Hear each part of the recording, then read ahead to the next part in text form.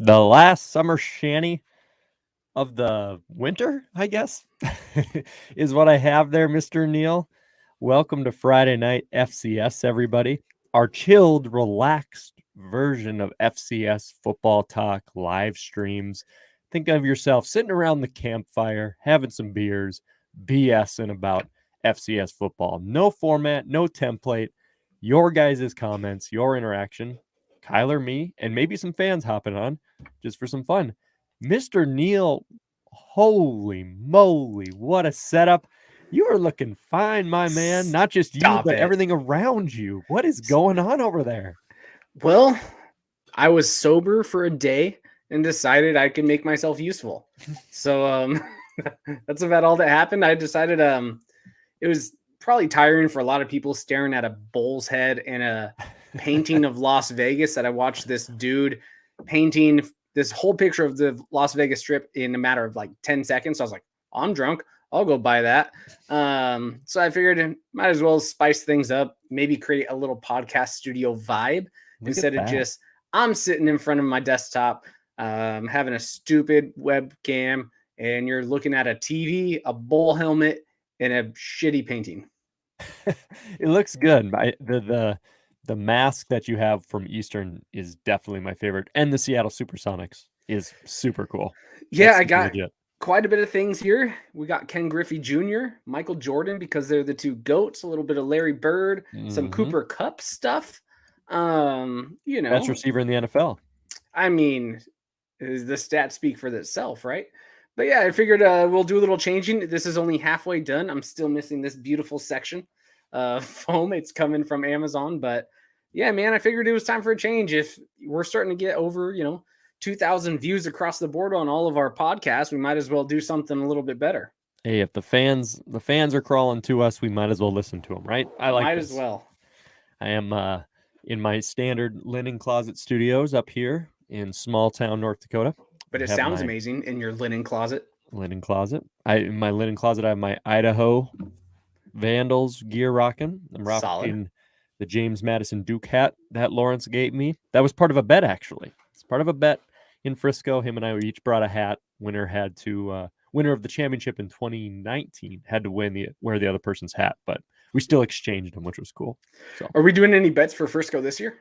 We need to do bets. We have a ton of beer bets. I really should be tracking them, but yeah, no one knows exactly what's going on with the beer bets. We're just going to eventually buy people beer because I have no clue even any bet that I made with anyone. Here's the thing. If you're coming to Frisco, if you plan to be there, if your team's there or not, you should find us because Kyler leads the charge of buying people beers, but we buy a lot of beers for people. Not doing it anymore. You're going to try to hold off? No, I'll That's still be a bet buying I beer. want. I'll still be buying beer for people, but probably people who share the same bank account as me probably don't like it as much. Yeah. But it is what it is. Yep. Yeah, we'll have to equal out those rounds a little bit this year. So, hey man, so obviously last night we had some chaos. We're gonna have some more chaos tomorrow, but holy moly, SUL, as Danny Johnson would want me to say. Not Selah, man. Do not say Selah. No. Nope. No Selah. Southeastern University of Louisiana. So SUL going down to Nichols. That was one of the games when we did our mock draft. We just put as Selah as a guaranteed winner. That was one of those where we were a little unsure. Let's be realistic there. But we had to speed up the process of the mock playoff bracket. But what do you mean really unsure? Was it like a 90% still confidence in? No, because really okay. Because if you look at the script, we had we wrote teams we feel like have lost their playoff bubble, and we wrote two teams there, Nichols and UNI. So they were still part of the script there, and Nichols getting that victory, the rivalry trophy is theirs. What was kind of your reactions as you watched that purely defensive game last night? Yeah, it was definitely two elite defenses going at it. No, this was an old classic Eastern Washington game, so it was pretty fun to watch. That I do enjoy these types of games because I'm so used to it. But I was surprised. Cole Kelly still did his thing. He dominated. The stats board, he added another 6 touchdowns, another 400 yards. But Yeah, I really thought SLU was going to take care of business. I really thought if they take care of business, they're a lock for a playoff. Now, because there is a little bit of chaos, and when you're looking at their resume now, I mean, they're 0-1 or they're 0-1 versus the current top 25. They are 1-2 versus anyone that even has a 500 record. It makes it a little tough to just validate them being a playoff team now, because now they're 1-1 with Nichols. That's their best win and also their worst loss. And Nichols is not a playoff team. They're 6-5. Right. Oh man, they're going to be squarely on the bubble now. Now they have to sweat come Selection Sunday. And who do you think are teams that could possibly, if things just go according to plan, which they're not going to, what are some situations where you think SUL, I got myself there. What do you think are some situations they should be cheering for, right? Like they should cheer for Monmouth to beat Kennesaw. So Kennesaw is a relatable team with them. They should cheer. But if Monmouth beats Kennesaw State is 9-2. That's right. It should go opposite. They may have tougher wins in Jacksonville State and North Carolina A&T. I mean, maybe it's not, or they're maybe pretty similar to Nichols. So I don't know if they're rooting for. I think they're rooting for Kennesaw to take care of business to eliminate even the opportunity for the Big South to potentially get 2 seeds. I think they're also rooting against Stephen F. Austin. They're hoping they lose a game. They're hoping Florida A&M loses a game. They're gonna, there's a couple different teams now where this just opened up the door. Maybe the Southland is only going to be a 1-bid team now. Maybe they're still going to be a 2-bid team. I have no clue, but it opens the door for at least some of the contentions for that bubble, because I know you and we were having some disagreements on our bracketology episode on some of those bubble teams. So maybe this just opened the door for the extra Socon team or something like that. Right. I highlighted the wrong team here. But yeah, C-Law beats Nichols to finish 9-2. How is dare what we you, said. C-Law? How dare you? Oh my goodness! Look at this. I'm going to correct it right now. It lasted 5 minutes. Look at that. One guy's got 3 kids. He's tired. He has 3 sips of a beer and he messes something up. That last summer shandy, man. The shandies get you. Here you go. So games we thought would go as planned. The Lions go down to Nichols, and looking across that list, I think you kind of mentioned the ones where, you pretty much covered them. I mean, Stephen F. Austin, they'd love if they lose to Lamar. Right? Chattanooga probably not going to happen. Right. Chattanooga upset by the Citadel would be good for them. Richmond beat William & Mary. That could be a good game. That could help the Lions get into the playoff field. But they're going to have to cheer for a little bit of chaos. Or do they? If everything goes according to plan, do you think they're still in? What's your gut tell you right now? I think they are. I think they are still in. So BMAC says they're a lock. Another page member who does great bracketology, Steve Suss or Seuss. I'm going to butcher his name. Sorry, Steve, if you're watching. He says they're a lock. He said no matter what before this game, they're 100% win or lose. I'm on the opposite mindset. I still think they could be in for sure. I think they definitely fall into the last 4 in, first 4 out. Just because I don't know how you give them the benefit of the doubt when you actually see their resume and you see they're only 0-1 versus the top 25 and they're 1-2 against teams with above a 500 record. Yeah. Yep. Like just looking at that alone, you go, they don't have any playoff caliber wins. They don't have, I mean, the wins they're struggling. So when you're looking at like Florida A&M, guess what? Some of their wins are better. They're actually beating a couple teams with win records. They're not 1-2 versus teams above 500. They have, South Carolina State. I think they're 6-5 or something like that, or they're projected to be 6-5, 5-5. They should be. Yeah, they'll be 6-5 by winning this week. They'll win this week. So, and then I think SFA already now has a better win in EKU. Mm-hmm. And EKU, they've lost the last 2 games, but SFA, it looks like they're potentially, like, I know Dustin Helton, he says, I'm looking fancy. Thank you, sir. I'm trying to learn from you, you gorgeous man. But I know he on Twitter blasted, oh no, this totally hurts SFA. I think if anything, this helps SFA in their resume. Because right now, let me ask you this now. Rev's got to manage. He's managing expectations, right? It's true. He's got to be. But let me ask you this right now, Matt. Out of the Southland, who has 6 teams in the AQ7, Which one do you believe is a stronger conference? Ooh. Between the AQ7 and the Southland? Yeah, so let's look at the Southland teams, right? You have Incarnate Word, you have Southeastern I Louisiana. would say the AQ7 just based off of something super simplistic of the resumes I built. I had Nichols outside looking in, right? So I had the Lions of Southeastern Louisiana, and I had Incarnate Word, and then I had 3 team options for the AQ7. I had EKU, I had Sam Houston, obviously, and then Stephen F. Austin. So I guess I would say AQ7 at this point. So if each one of them is right now a 1 to 2 team type of conference, which one are you leaning towards? Are you going to lean towards SFA, who has one less win? Yeah, on a tougher strength of schedule, I would, because they have that head-to-head against EKU, correct? Yeah, no, I meant Stephen F. Austin versus Southeastern Louisiana. Oh, yes. Especially Because with it's that the number 2 Incarnate, team in the AQ7 versus the number 2 team in the Southland. right? And that Incarnate Word loss doesn't look good for the Lions at all. So, No. yeah, I would lean towards Stephen F. Austin at this point. And the committee likes teams on the rise, right? They don't like teams with that last second loss. We've seen it in the past. I don't know if that's a true factor, but we've seen teams losing that last week and lose the opportunity, right? Yeah, I mean, I think that's a rumor, but we have seen it. So it could have just been that was that one stamp they probably shouldn't have been in anyway, Yeah. but it just happened to work out that way. Yeah, man, I don't know. I'm looking at the resumes. I like Stephen F. Austin's better than Southeastern Louisiana's right now. It's going to be really interesting to see what comes down for the bubble teams, especially if some of those keep losing.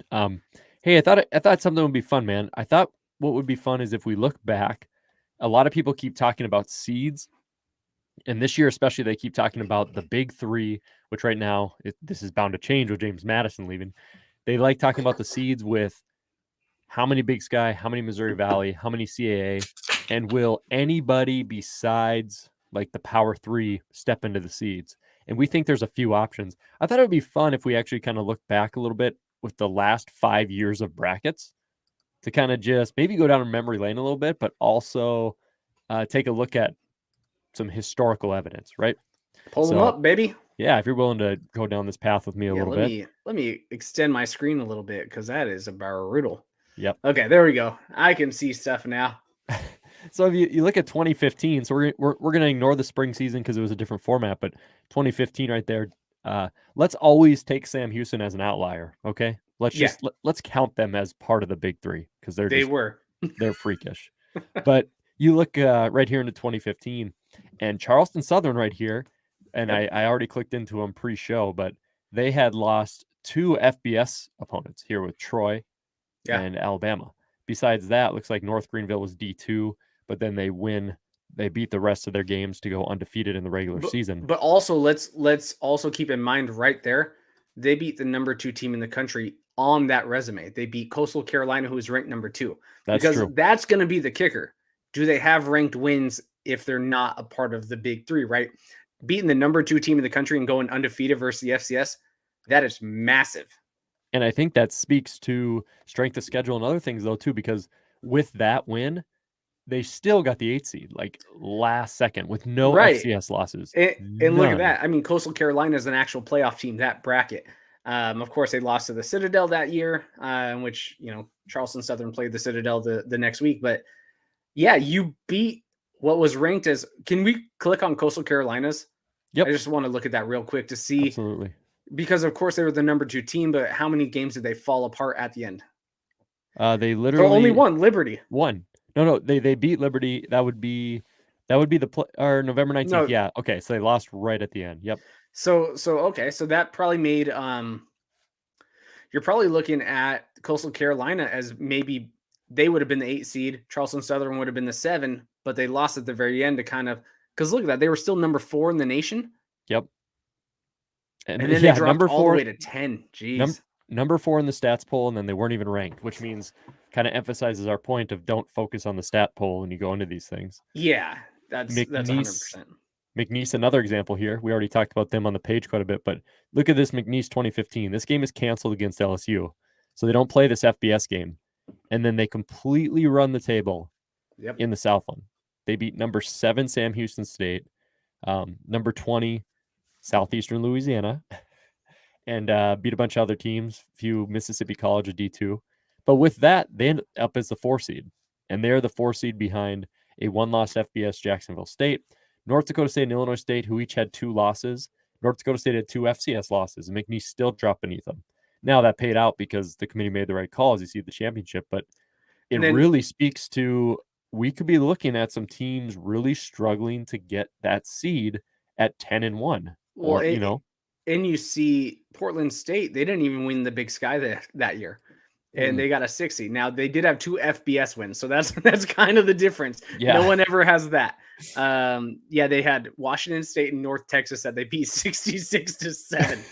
That is insane. But here, I'll pop to 2016 as you finish your thought. Yeah, so I mean, so that year we had Jacksonville State, McNeese, and Charleston Southern all as seeds. Yep, that's correct. Yep. Or no, McNeese. McNeese was the 4. You had Charleston Southern as the 8. Oh, okay. And then you had we're looking at 2016. Jacksonville State was the 1. So Jacksonville State was the 1. Okay, so that was 3. And that I think is kind of an anomaly. Right. Maybe. I mean, there's 3 right here. Again, here you got NDSU at the 1, SDSU, so 2 Missouri Valley. Sam Houston we're counting as a power 3, so you have them at the 5. James Madison, Eastern, North Dakota, which was Big Sky at the time. So here in the bottom, you get the Citadel at number 6 with Mike Houston, I believe. And then Jacksonville State was the 3. Jacksonville State, they're quite the OVC outlier as well. But you look at the Citadel, undefeated all the way through to a win over Chattanooga, a win over Samford was big. And they lose just at North Carolina at the end. And they were undefeated versus the FCS and then got a 6 seed. So, that's the question, though. Like UT Martin, they're going to be sitting in a seed. But they don't. Do they even have a ranked win? I don't think they do. I mean, the next best team in the conference is SEMO, and they have a losing record, right? Right. Here's Jacksonville State that year. They lose to LSU, FBS, and then they end up playing a D2 North Alabama. But they have 2 ranked wins. 2 ranked wins, right? But that's still only good enough for the 3 seed, which the 3 seed's really good. And of course, they choked up the Youngstown State really bad as Youngstown went on a run. But there again, okay, so what we've had 3 in 2015, 2 in 2016 for non-power 3s. Let's see what 2017 brings us. This is good. This is and then this is when the Big Sky starts improving. Because I would even say the Big Sky from 2010 to 2016 was like on the cusp of not being a Big 3 and potentially, they were right at where like the Socon and the Big Sky meet. They were pretty close together. Now, and you're starting to see some improvement, which is not good for the non-power 3s. Right. All right. So 2017, it was a foregone conclusion. James Madison, NDSU at the end, right? But who else was part of this field? Boy, this one is pretty heavy. This one's pretty anti-power 3 here. You got JMU, NDSU. Well, Southern Utah's the 8, but Central Arkansas hits the 4 here. Wofford hits the 7. Jacksonville State hits the 3. I know we're counting Sam Houston as a power, but still, it's this one is across the board pretty hefty. Yeah, and then you'll see the next 2 years, which really kind of takes precedence. I think the closer the years get to where we are now, the bigger gap you're seeing between the top 3 conferences and everyone else. I mean, that's kind of the takeaway, because you even see Wofford right there getting to the quarters. Wofford was getting to the quarters all the time. Yeah. And now the Socon's not even getting to the quarters. The Big South is not even getting to the quarters. I mean, Kennesaw State did in 2018, wherever this was. Yeah. Maybe. Yeah, and they played Sam Houston. I don't think they've been since. So, I mean, that's where you're starting to really get the damper on things, where the teams that are typically making the quarters, where you could say, oh, maybe we should have given them a seed because they're validating themselves. They haven't since 2019, right? Or True. 2018. 2019, we didn't really see much. So that's kind of where the kicker lies. Yeah, and Wofford here, they had a loss to Samford, so they had 2 losses and but still got seeded. And 3 ranked wins, though. Yeah. That's the difference. 3 ranked wins. For a lot of the teams that we're saying is on the outside in for the seeds, outside of like an ETSU or some of the other big 3 teams, Kennesaw doesn't have ranked wins. or they do at the time when Jacksonville State is, but is Jacksonville State a ranked win? That's also the big question mark, right? Does the committee truly value ranked wins at the time or at the end? I think they value them at the time where you play, which definitely changes a lot of things. Yeah. Where you, myself, Sam, Brian, all of us are more of where did they finish? Is this team really as good as the ranking was in the beginning of the season? But the committee doesn't look at that. They pull up Wikipedia and go, oh, they got a ranked win, just like what we're doing. 100%. Because they don't know. That I hate that thought process, but I think you're right. And Brian, Sam, others, they've all basically confirmed that, where they're like, the committee likes to look at quality wins based off the simple rating system. They will use quality wins as a ranked win at the time, which does help like your NDSUs and James Madison's even more for sure. But it does help your Kennesaws and others a little bit, even though Jacksonville State's not a good win this year, and some others aren't either. Shout out to some people commenting already. Patrick Ferks, butchered your last name again, my man. You realize you correct me on your last name 17 times a year. And in my notes, like when we do podcasts, Patrick, I will write when I do remember to do it, I will write your last name like in broken out 3 different words combined to actually pronounce your name right. And again, I'm probably butchering it, I know. But Patrick's one of the good ones. Big Eastern Washington fan. Oh, he's a Packers and he's fan. A Packers fan too. My dude, I like Patrick a lot. Hey, Patrick, quick question: is that a Quincy jersey? Are you from Quincy? I never have actually asked. We've interacted so many times. I've never asked where you're actually from. I know, you're a football stud over there, but kind of wondering, is that Quincy, Washington? We need to get Patrick needs to hop on here one of these times. Adam Willie on here too. Good guy. Starting up a podcast with Joshua Hoffman. Adam giving out compliments. Mr. Willie, I've DM'd you, buddy. I'm not going to be at the Bison game tomorrow. I'm sorry. Got some things I've got to lock down on the home front, as you know. So cheer loud. I want you to cheer as loud as possible for me and the kiddos. We won't be there, my man. So hopefully we come away from a win over the Coyotes. Did you hear that? Hey, we got called out on Twitter today. This is great. You know how we say coyotes? We say coyotes for like USD.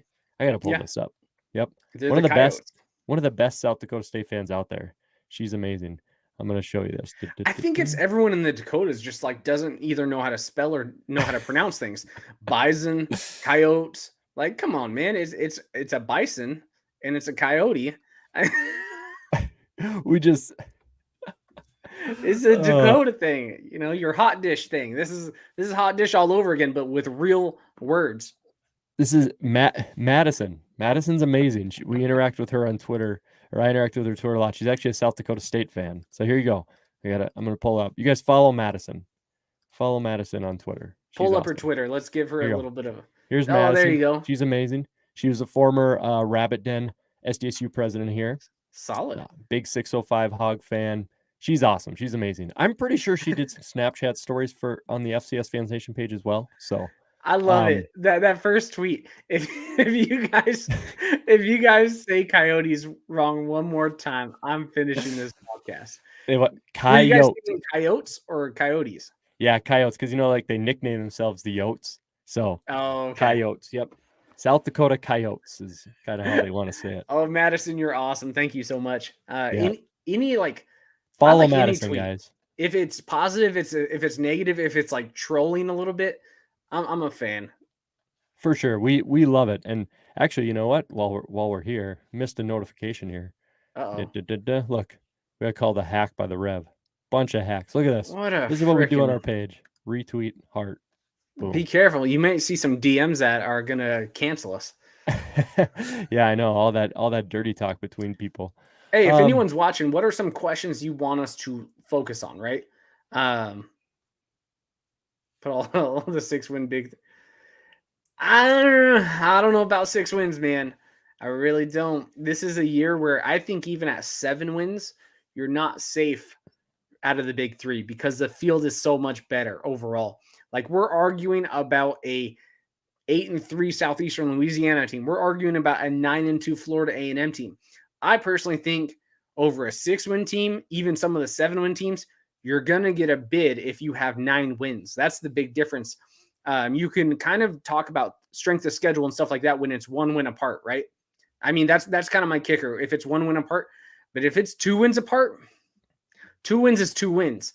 And that makes it a very tough playoff field. This is probably the deepest playoff field I've seen, the deepest seeding field I've seen, at least since we started this podcast and page. It's an absolutely, I would hate being the committee.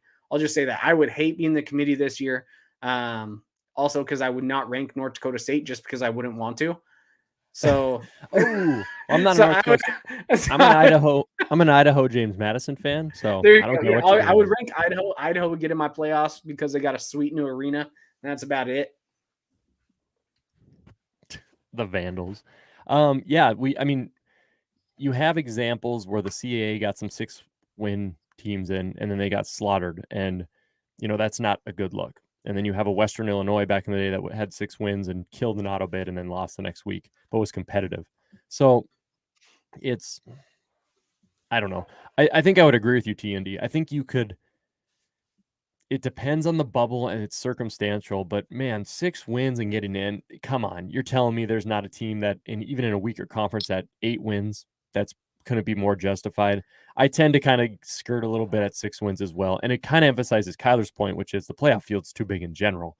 But it makes me weary when a 6-win team gets in. Like, what? You pulled off one upset, now we're going to throw you in the field? Well, this may have been more of a trolling comment, right? He's got a Gamecock. Oh, for sure. But but I'm with him. 6 wins. Come on now. 6 wins. I hate any time a team, like when Western Illinois got in at 6 wins. Yes, they won their first round because they played a super easy NAC team, right? I mean, that was kind of the difference. I hate if you have 6 wins, and that is the committee criteria. You're playoff eligible if you have 6 wins. And then, like, anyone who has 6 Division I wins, you're in the field where they start analyzing everything. And I hate that. I think the minimum should be 7. I agree. I mean, and this year we have a plethora of 7-win teams. So most years we don't, where we're starting to go, oh, this 7-win team from this conference, maybe it's not that good of a resume. So then you start second guessing everything. Yeah, we have tons of decent resumes this year, and a lot of people above 6 wins. Yeah, to me, rash, given that comment, probably. I would assume it's rash. Seeing a Saluki helmet. Sorry if you're not Jeremiah Rash Facebook user. We're gonna assume that you are. It is a really good helmet. Oh, it's beautiful.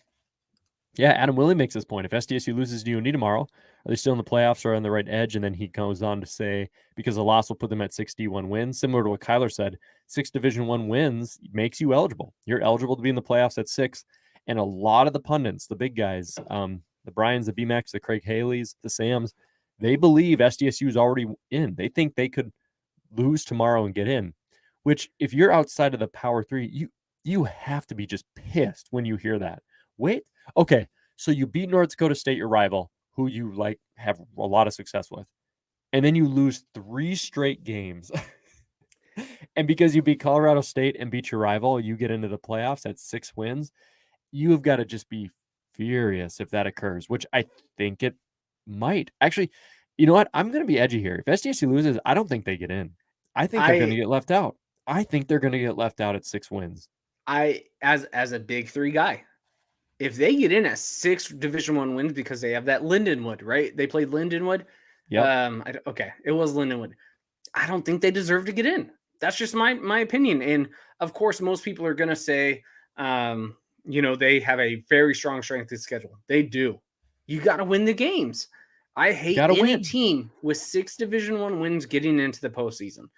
There's a reason why Eastern Washington, my team, didn't get in 2019.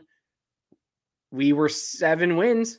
We had a D2 win. Yeah. UND got in over us because they did not play a D2 team. Yep. Eastern Washington beat UND in the head-to-head. I think everyone should be valued the same.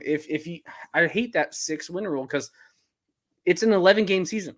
That means, guess what? You're 6-5. You're barely above 500. Maybe you're 7-4, but you have a D2 win and an FBS loss.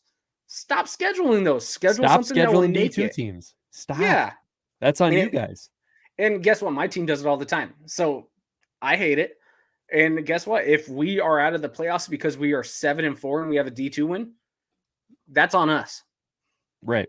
That's a scheduling issue. Eastern Washington next year has 2 FBS teams and an open game for our out-of-conference schedule. Most likely, we're going to probably put a D2 team in there right now because it's so late in the season of trying to get someone to fill. Guess what? If we go 1-2 in those games, which we probably will, because I think we're playing Florida and Oregon, so I don't anticipate us beating any of them. That's a scheduling issue. If you do not go and have 7 wins in the conference, you don't deserve to be in the playoffs. I agree. Schedule better. Yep. And NDSU, not to toot their own horn, but they don't do it. And when they do it, they do it with foresight. NDSU scheduled North Alabama when they were D2, knowing the first year they transitioned into FCS. So they counted as an FCS win the first year they came to Fargo. Like NDSU, Matt Larson and them have said, we will not schedule a Division II team. They will pay Valparaiso to come to the Dome. And of course, that's a resource thing. But the donors and others for NDSU, we will pay to avoid a Division II win. Which, and some schools can't do that. And I understand that. But guess what? If you can't do that, it's at the end of the day, it's your school's fault. It's your alumni base's fault. And again, that may seem harsh to probably the Eastern Washington fans that are watching this, because it seems like I'm speaking to our own fan base. If we're scheduling D2 teams and that's one of our 7 wins, you don't deserve to be in the playoffs. I really wish they would do a 7-win cutoff. Or if you don't have that, then they have the opportunity each year to go, there's not 24 actual caliber playoff teams. We're going to this year push it down to 16. Let's give the option of going, this year it's 24. We got a lot of good teams. Next year it's 16 because there hasn't been enough good teams. Let's do something like that. Let's create some more chaos. Hey, this TND watch us beat EKU and get passed up despite a Power 5 win because of a random 6-win Missouri Valley team. I don't think you're crazy, man. And let's look at Jacksonville State, right? This is Friday Night FCS. There's no template here. There's no template. This is whatever folks and fans want to do. So let's do it. Jacksonville State. I got to hide your comment, TND, because we want to really see your full schedule here, but we're talking about you. No, it's still up. Oh, never mind. There we go. Nick, I'll get to your comment quick. Linden wouldn't say Charles is a D2 playoff team, which is great, but it's the same argument as why teams wouldn't schedule an NDSU. It's because NDSU, no matter what, will count as an FCS win for at the FBS level. So you might as well schedule, I don't know, but Tennessee Tech. Like there's no difference. It won't matter. In the FBS, they actually have a thing that says you're allowed to schedule one FCS team and it counts for a win. Oh, really? Okay. So that is the difference. And maybe Sorry, I'm wrong. Nick. If someone, I'm a moron, Nick. I'm dumb. Maybe I'm completely wrong on that, but I think I remember that as the case. That's why still the Alabamas and stuff schedule them all the time. Still counts as a win, but you can only do one FCS team. If you're scheduling 2 and getting wins, it's only going to give you 1 win. But the big difference is the FCS committee in their playoff bracket really says 6 Division I wins, and it says D2 wins may not be like there's an actual word where it actually mentions D2 may not account to your actual resume. It's something like that. Gavin here, South Dakota State scheduled Lindenwood only after Tarleton backed out. I understand. Eastern Washington did the same thing. Jacksonville State backed out. We had to get Central Washington. It sucks. Yep. NDSU but it's a part of it. NDSU with Montana State in 2012, I think, did that. Yeah. So even when we played them in the semis in 2019, there were signs that said you can't back out of this game. I remember that. That was great. They didn't forget. Yeah, wanted FBS payout. So Gavin, good info, my man. So that kind of stinks for South Dakota State. It's beyond your control, which really stinks. But what is it within your control is to beat UNI, is to beat Southern Illinois. Not to put yourself in this position for sure. South Dakota. To beat South Dakota. Yep. Don't throw it out of bounds when there's 1 second left. Punt it. You can't have a 95-yard Hail Mary. But I will say this for South Dakota State. I don't want to see them as a North Dakota State fan. No. Nobody wants to play them. So no. If that's enough to maybe put them in. But let's get back to TND, man. We're going off the rails here. Okay, Jacksonville State. Let's look at it. Screw it. Okay, South Dakota State. Let's say South Dakota State loses. They're 6-5 in the committee's eyes because of the D2 win. Let's look at Jacksonville State. They beat Florida State, so you got a Power 5 FBS win, even though Florida State's trash. They go on to beat North Alabama. They lose to Tennessee Martin by 3 points. Tennessee Martin will be 10-1. Get blasted by Kennesaw. They beat SFA, who people are talking about a bubble team. They get blasted by Sam Houston, who will be the 1 or 2 seed. Central Arkansas blasts them. They beat ACU. They beat Lamar. Tomorrow, Eastern Kentucky, a team they're talking about playoff squad. So what will they finish out at then? So obviously there's no Division II wins there. Pulling up their record 7, here. man. Yep. So 5-5, yeah. So they'd be 6-5. So you would need to stack Jacksonville State 6-5 against South Dakota State at 6-5. They each would have an FBS win because Jacksonville State will beat Florida State and South Dakota State had beat Colorado State. The big win for South Dakota State is upsetting North Dakota State and then just having nothing across the rest of their schedule. Jacksonville State's big win would be Stephen F. Austin. Which one's bigger? Would be Stephen F. Austin. So there's probably your big difference. So I think even then you're on the outside looking out T&D. If you had grabbed one other win, I think we'd be defending you, right? Especially because South Dakota State has the D2 win. Beat UT Martin, or just in some of those games don't get blown out, right? Yeah, when we're looking at South Dakota State, they have a last second loss for South Dakota, that one fluke play, a double overtime loss against Southeastern Louisiana, or not Southeastern Louisiana, Southern Illinois, where they probably just should have kicked it, got a point, and sent it to another one. That's kind of the difference. Maybe they were being a little aggressive and it did not pay out. But you're looking at it, they didn't get beat by Kennesaw by 30 points. They didn't get beat by Sam Houston State by 40 points. That's a big difference. Okay, Kyler. First off, Jamie says, new setup does not stink. Does not stink. Thanks, Jamie. Looks good. Oh, hey, if you guys are watching, we booked our Airbnb for Frisco. It's got a go-kart track. Ooh, it's got a go-kart track in it. A lagoon. The pictures of our Airbnb include things that were like around the house. And so in the pictures, there's like the go-kart track and like some water park. And Lawrence messaged us. He goes, whoa, our Airbnb has a go-kart track in it. So good. No, so as admins, guys, Frisco football game, national championship tickets are booked, section 115. We are booked for mostly flights and travel. I think everybody's good. And then our Airbnb is booked as well. So we just got to make a stop at the liquor store when we get there and we'll call it good. You coming down on Friday night then, Kyler, for that big event? I haven't decided. Most likely it's going to be Friday night, right? Cool. I'll probably come in after work. What time's the game on Sunday? Is it still in morning like the old days? Saturday, man. We're back to Saturday Frisco championships and I think it's 11 a.m. Yeah. Okay. So we're leaving Sunday? Yeah, Sunday we out. Perfect. Okay. Yeah. Well, then I was getting a little bit of spring confused. Maybe I'll let you know. If I come in on Thursday, I'll kick you guys more money. Don't even pay me more money. Just show up on Thursday for more fun. Stop it. We got bunk beds though. That's pretty exciting. Kyler and I have so much more room for activities in the Airbnb. We got bunk beds. We got a 1-bedroom house for you guys who all think we're making a lot of money off this podcast. We're making $0. So we have 6 guys. We lose money off this. We do this for fun. And we have 6 guys in a 1-bedroom. I think it's an SMU dorm room that we're renting out. It's going to be fun. Yep. Yeah. It's going to be great. Looking back on this, man. Okay. I will not be in the live stream for Sunday selection. So I'm super disappointed. Got some family things I got to take care of. That being said, I was going to ask this question on there and you guys can do it as well. We've got about 20 minutes left in the stream, guys. Thanks again for joining us, of course. Who would you be shocked? Don't give me an obvious one. Don't give me James Madison because they're not going to be the auto bid. Villanova will be. Don't give me, I don't know. Eastern Washington. Yeah, don't give me Eastern Washington. Don't give me Southern Illinois. Who would you be shocked to not see be in the playoff field, but they're not obvious? It sounds like a twisted question, but who are you like confident is in, but they're not just on everybody's radar? Like, do you have a team like that? Because for me, I think it's going to come out of the CA or Socon, right? That's kind of the difference. And I think the Southeastern Louisiana loss created so much room for opportunity, and that's the big picture.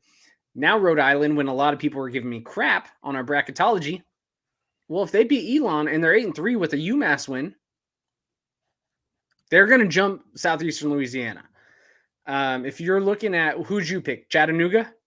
You're just about to run mine over. Rhode Island wasn't really on my radar, but with that Southeastern Louisiana, now I kind of feel like Rhode Island at 8-3, and I'll pull them up here. And it's a better resume than Now they had blowout losses where at least Southeastern Louisiana, they were in every single game, even their FBS game. They were all like 3-point games, but a little bit tougher competition in Rhode Island, I would assume. Yeah, they got murdered by Villanova 44-0. But here's the thing with Rhode Island. Yes, they are junk. They are trash. Not Rhode Island. UMass is disgusting. UMass is the worst football team ever. Yeah. They suck. They stink, as Jamie would say. Do they have UMass, 2 boo. FCS losses this year? The thing with it is Rhode Island beat UMass, but they've lost the FCS 3 times. They've lost to Villanova 44-0. They got beat by Maine 45-24. And then their other loss is to what am I missing here? Towson beat them 28-7. That's a horrific loss. Mm-hmm. But they're going to have an FBS win. They're going to reach 8-3, and they will have lost to a seeded team. They will have lost to bad Maine, bad Towson. Yeah. But then you have to stack them against the rest. TND here, Monmouth. So yeah, why don't we pull up Monmouth? Let's just do a little comp there. So I think the loss to, who did Monmouth lose to? Holy Cross. I think Monmouth's only opportunity to get in is if they beat Kennesaw. But if they beat Kennesaw, which Jamie Williams is predicting, and a lot of other people are actually predicting outside of me, now Kennesaw. Yeah. So Kennesaw, who do you think the Big South is a 2-bid conference? They might be now. I think Kennesaw could still get in now because of what has occurred. Monmouth, see there, here, TND, here's your big difference, I would say. So we brought up Rhode Island, right? They have 3 FCS losses. They will, let's say they get to 8-3. They will have beaten an FBS in UMass. Yes, UMass is trash, but you got to count it. Monmouth's problem here is they currently sit with 4 losses. If they lose to Kennesaw, right? They lose to Kennesaw, that's 1 loss. They will have also lost to Princeton by 3 points. They also will have lost to Holy Cross by 30. That's a really bad loss. And then they lose to Middle Tennessee 50-15. So that Middle Tennessee doesn't hurt them. Nope. But if they don't win, they are going to sit at 7 wins, where Rhode Island's going to have 8. And none of those are Division II. So, and it's 8.5 because of the FBS. Yeah. Yep. Simple rating system is going to give them that 0.5. So, yep. UMass, hey, I love this. UMass beat UConn, so not exactly the worst. Yes. There you go. UMass, a true contender in the FBS realm. Yep. They are in such a better place in the FBS than they ever were in the FCS, where they were actually good. For sure. Yeah, okay, so Kennesaw. Let's do Kennesaw. Yeah, I mean, you want to do Kennesaw? I'm going to remove this. And so here's the difference, at least with Kennesaw. If let's say they lose to Monmouth, Kennesaw's strength of schedule is trash. It just is. And sorry, Kennesaw State fans, I'm not trying to be mean. It is so bad. But at the end of the day, they're blowing out some teams. Are they, though? Ooh, I don't know about that, man. They've had some, a few, but they've had a few close games, but I consider anything above like a 18-point as kind of a blowout in my opinion. They killed Jacksonville State. You're right. The Gardner Webb and North Alabama, and one of those games, I think it was in North Alabama, that last second touchdown or whatever. Ooh, yeah, there's some garbage time stuff that makes it a little bit better. Now, Kennesaw State and North Alabama, that was a very close contested game. Same with Gardner Webb. It seems like they're almost on the decline the last few weeks, where maybe that committee looks at that. Maybe some teams are starting to figure out Kennesaw State's triple option, where in the beginning of the year, I'm not really, yes, it's a D2 win with Reinhardt, and it was a not a good showing, but I think it was Jacob Martinez told me it was like they had like 15 people sitting out because of COVID and injuries. So it is what it is. At least you still won. But again, that's another not win on your resume. And you don't have any ranked wins. Sure, maybe Jacksonville State was ranked at the time. They shouldn't be. And the thing is too, Kennesaw and Monmouth, they can just control their own destiny, right? Like Kennesaw wins, Monmouth is gone. Monmouth wins, Kennesaw goes back in the bubble, but they're not completely eliminated. They're going to have a shot. They've got name recognition, but they definitely are going to be in last 4 out or last 4 in territory if Kennesaw doesn't win that game against Monmouth. Now, it's at home. Monmouth seems to be improving from some early season struggles from where people started to write them off after the spring season, where they almost got Sam Houston in the spring playoffs. But I don't know. What do you think about that game? I'm picking Kennesaw to win that one at home. How about yourself? I know Jamie. Kennesaw too. I know Jamie was picking Monmouth. because in his own words, sorry, Kennesaw fans, I have never said this. Jamie says this. He says Kennesaw stinks, and he says it anytime that we are talking about Kennesaw. I'm like, oh, did you see this? Kennesaw, they had a really good running performance. He goes, they stink, and like, I don't know. It's just he's kind of a jerk. What a mean guy! Unbelievable. It's easy to be facetious, and for good people, just call them assholes. That's the best. Hey, 'Cause can I it's not troll true. TND a little bit? Imagine Yes. playing a lower division team for easy win, shame. Or imagine you were supposed to come to Cheney and you bailed, and then we had to book an easy win in Central Washington. You pansies. You could have had another loss on that resume, Gamecock fans. But in all serious, I hate the Division II games as well. But you guys actually forced my team to play one.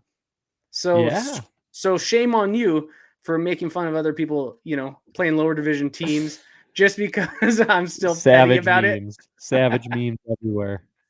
I like it. But no, it does suck when we have to play Division II. I wish we'd eliminate that.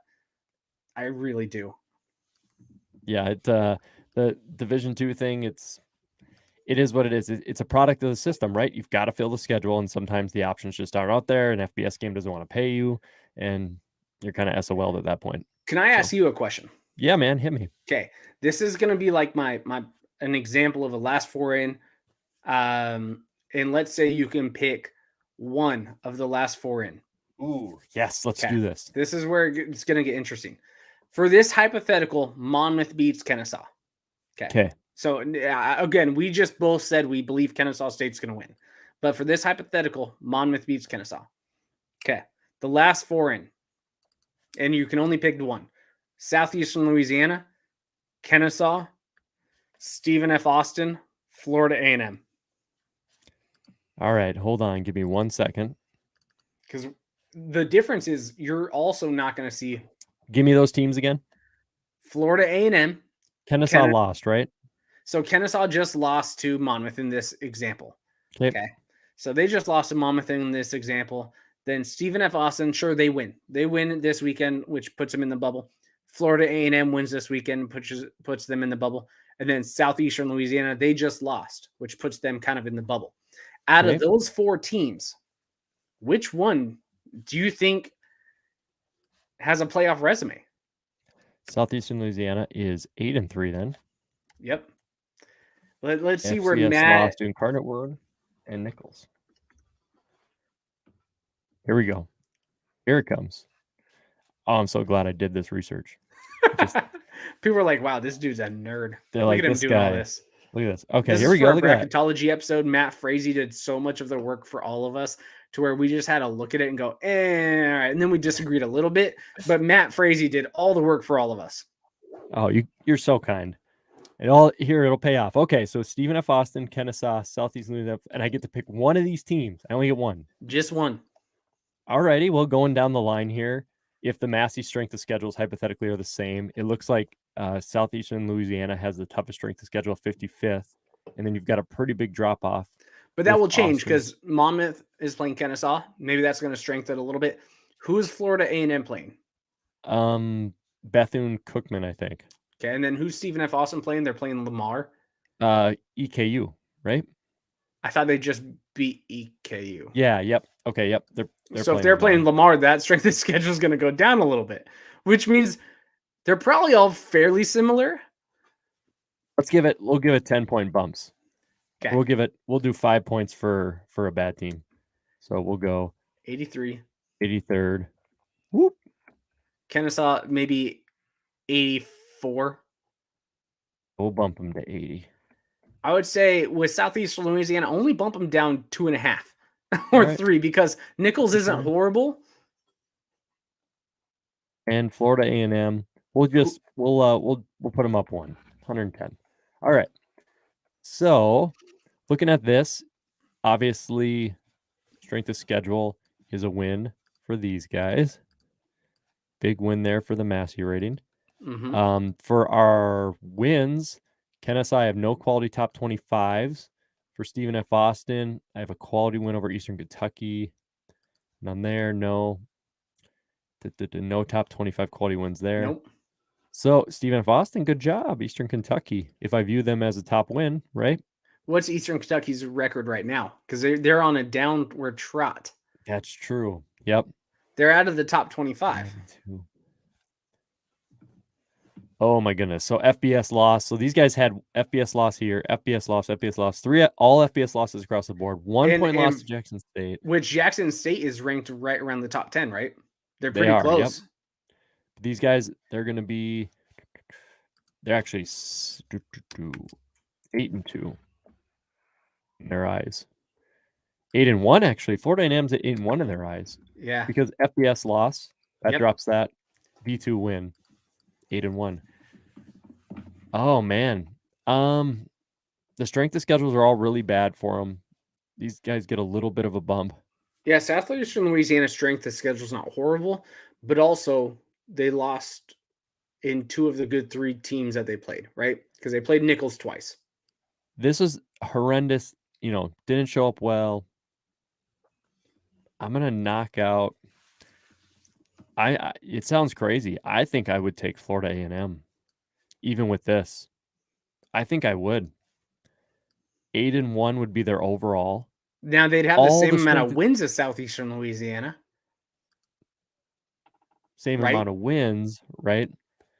Incarnate Word. Man, I think I would take FAMU. I really think I would. At that 8-1 record. Yeah. 1 point loss to Jackson State. Nichols and Incarnate Word. Incarnate Word's going to be a first round team. And they beat the MEAC champs, or the anticipated MEAC champs, I believe. Yep. Yeah, I'm sorry, Kennesaw, but boy, so they would be 8-2. So there's your difference. So give the edge there to FAMU. These guys are gonna be 7-3. Here's 1 extra win, 2 less losses.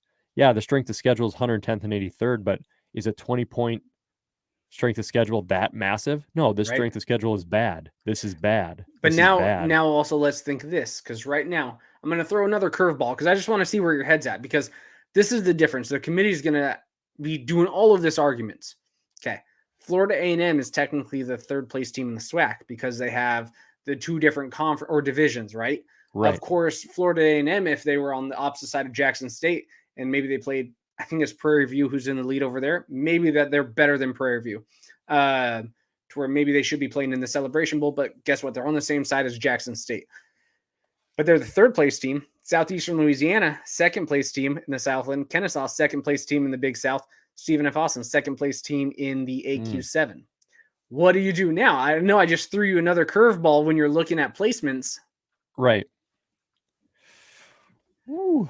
Because is the 3rd place SWAC team better than the 2nd place team from any of the other conferences? Doesn't that complement the SWAC a little bit? I mean, the one division is better. That's what I'm saying.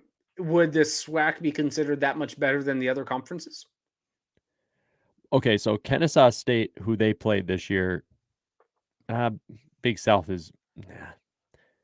I'm not sold at all that the SWAC is substantially worse than who Kennesaw played this year. So Kennesaw in this scenario is the last one. They're kind of almost the last ones I'm looking at. So you're eliminating Kennesaw. Eliminate them right now.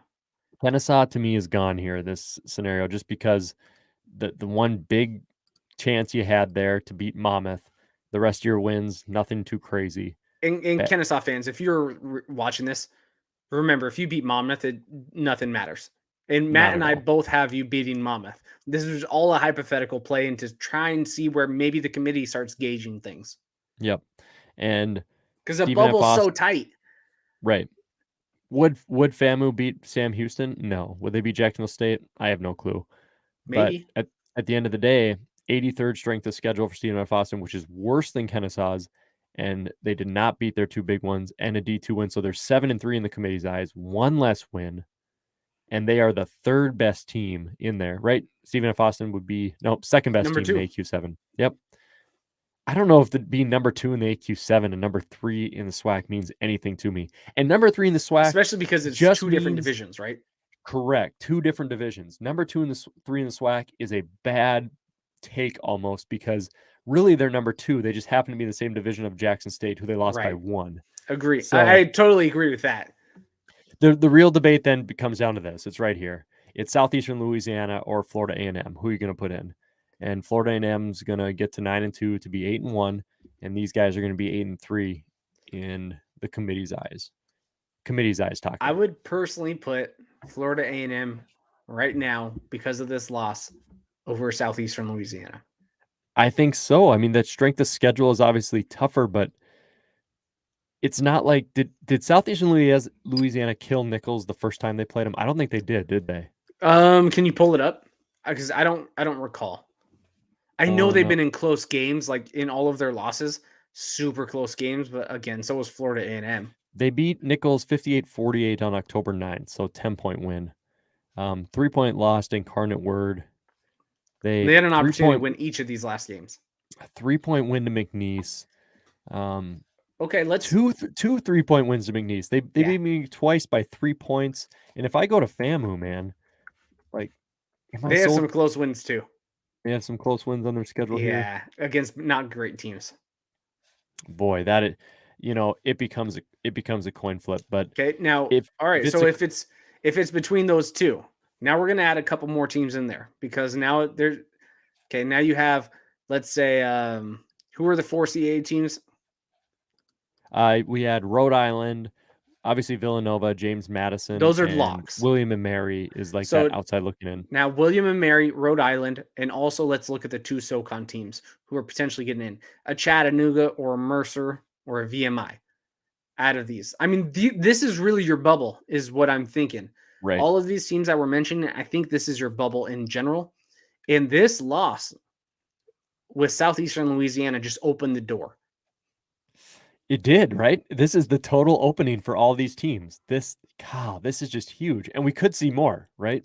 We totally could see more. No guarantees in terms of what could happen tomorrow. How far back will this let me go here? Because the more I'm thinking of it, the more I do think South Dakota State's probably a lock in the committee's eyes, even with a loss. They could be that six Division I team who gets in if they lose to North Dakota. But I don't think they lose to North Dakota. People are going to hate that. This is the hypothetical if they won. If they lost, it would look like the 7-3. 7-4. 4 FCS losses to UND, SIU. But they have like that 0.5 win in Colorado State, and it was a beatdown too. So they're like 7. So they're basically 6.5 in 4 versus Division I opponents. 6-3 in committee. Yeah, the more I'm thinking of it, TND, the more the South Dakota State, even if they lose, makes probably more sense that they're probably in. Crazy. Absolutely crazy. That's September 3rd. Those 4. Jamie said defeating Northern Colorado. Anyone can beat Northern Colorado. I got a bear right here. You can't see my camera. There's a bear over here on this side too. The Northern Colorado Bears, but that's not an impressive win. Even if you're a D2 team. Here, your realistic answer here is probably, remember, Matt Frazee is like emotion and other stupid factors and things that don't really matter. I would love Jamie's reasoning on why they would be in when they're 1-2 versus teams above 500. I think that strength of schedule is probably your biggest one, but they're also playing so many teams twice. That's true. They do play a lot of teams twice. Very good point. Some not good ones.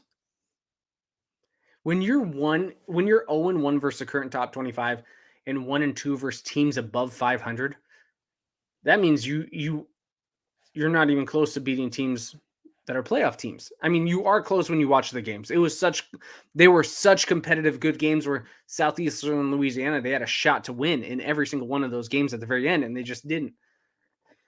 But 1-2 versus teams above 500, you got a losing record against teams above 500.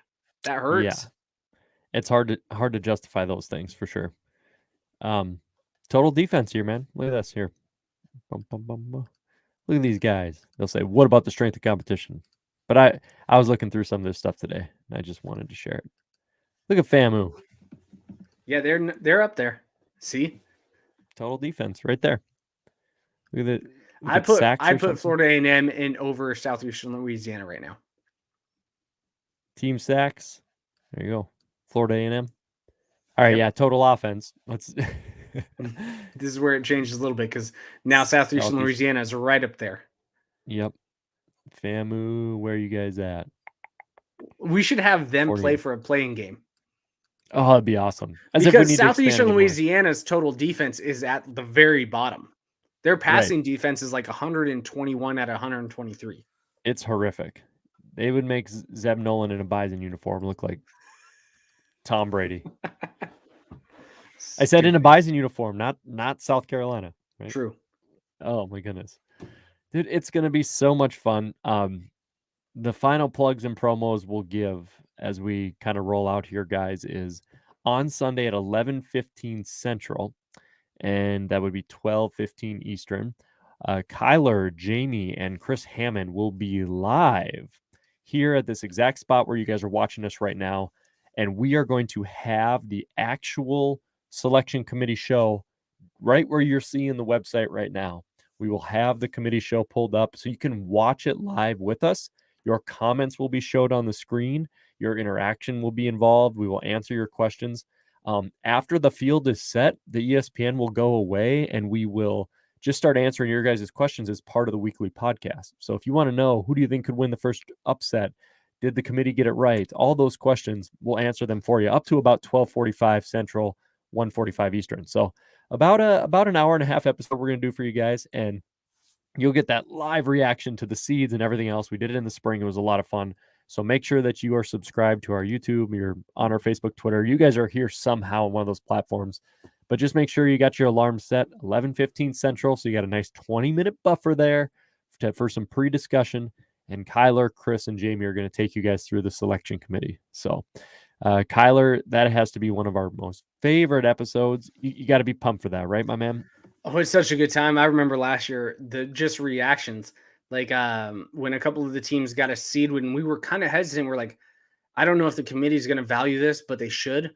And then they actually did. I mean, you hear us start cheering going, oh yeah, that's well-deserving. We're glad the committee did this. So it will be fun. We'll definitely talk about the seedings if we agree or disagree with the committee, which I'm sure there's going to be some arguments, but it's always a fun episode.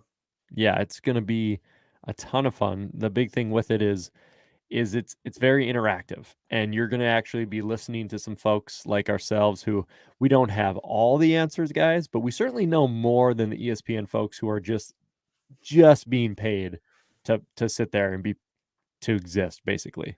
Just to exist. I mean, it is what it is, right? And one final share here before we get you guys going off on your Friday evening, but here is our boom, yeah, right here. Good looking dudes. Just some good looking guys as we unfortunately I won't be there with you guys, but this is our official promo for it. Make sure you tune in Sunday so we can just be involved in that selection process. So Kyler, some final thoughts for any of our FCS fans for this beautiful Friday evening? The only final thoughts I'll have is the seeding. There's about 11 teams right now who deserved a top 8 seed. So there's going to be some chaos there. There's about 28 teams that deserve a playoff team or a playoff berth this year. So this is one of those only years where there's more deserving teams than what the actual field is providing, which is insane to me. Chaos, anything can happen. But if you're a bubble team, root for the chaos. If you're a bubble team, root for the chaos. Root for the chaos. Makes it more fun. We will see what occurs tomorrow. The game threads will be live. Make sure you're interactive on our Facebook page. Make sure you subscribe. Thank you so much, everybody, for paying attention. Grab a mimosa on Sunday. Join us for that live stream, and we will catch you folks on the next episode. Thanks for tuning in for FCS Friday Nights. We hope you enjoy your Friday evening. Stay safe, everybody. Have a good one. Boom.